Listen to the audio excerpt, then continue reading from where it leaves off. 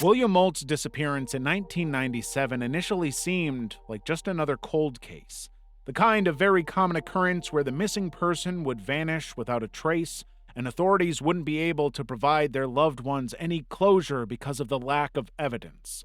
But thanks to Google Earth, this particular one happened to not be categorized as such, albeit 22 years later. On November 7, 1997, 40-year-old William Moldt left a nightclub in Latana, Florida.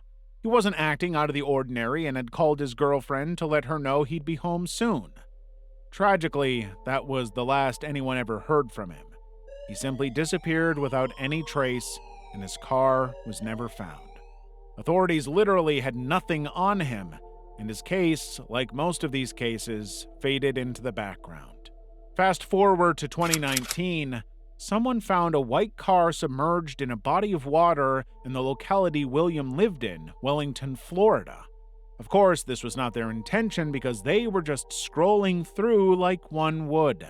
It wasn't some shadow or weird rendering glitch either. It was a vehicle that was as clear as day. When police pulled the car from the water, they found human remains inside. DNA testing confirmed it was William Moldt.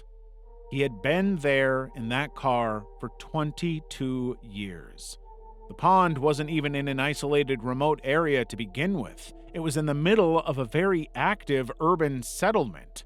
So this begs the question, how many of these cases have been closed despite authorities being so close to the truth? The worst thing is, in Moldt's case, there was no grand conspiracy or a dramatic crime story. It was just a tragic accident. Investigators believe he lost control of his car and drove straight into the pond where it sank and remained for decades.